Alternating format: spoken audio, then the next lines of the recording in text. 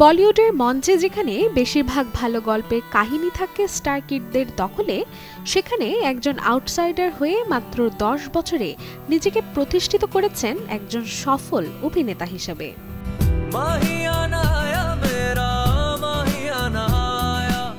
২০১২ সালে ভিকি ডোনার দিয়ে অভিনয় শুরু আয়ুষ্মান খুরানার, আর প্রথম ছবিতেই বাজিমাত। হাতে ওঠে ফিল্মফেয়ারের সেরা নবাগত অভিনয়ের পুরস্কার। ২০১৫ সালে মুক্তি পাওয়া দম লাগাকে হাইসা ছবি দিয়ে আবারও আলোচনায় আসেন তিনি।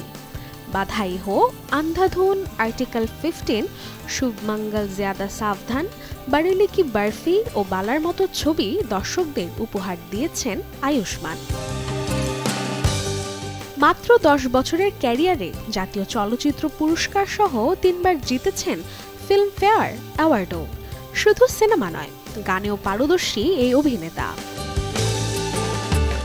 ১৯৮৪ সালে ১৪ সেপ্টেম্বর জন্ম নেওয়া বলিউড তারকার ৪১তম জন্মদিন আজ। শুভ জন্মদিন Ayushmann Khurrana. Desk report, channel 24।